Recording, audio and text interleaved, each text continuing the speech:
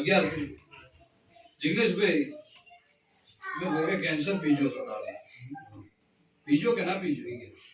report બધા મેં બોગે હવળા લાયા અરવિંદભાઈ અને તારી ભાઈને બેહાડવાની છે મારા ભોગન બેહાડવાની રબારી આ વેળાએ આ ચોઘડીએ તો પોટીલાની જણની મારવાનો ગુરોણાનો પુના અને ગુરોણા પર ફેરો તલારો નાખશું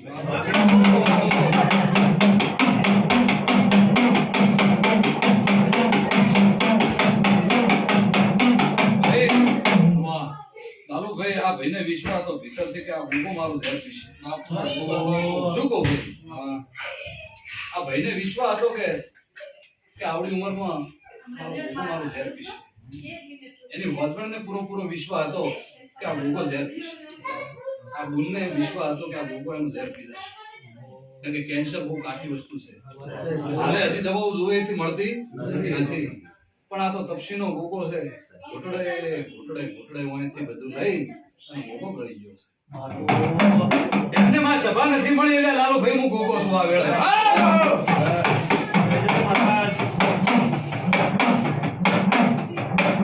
હવે મારા રંગમાં આવું ને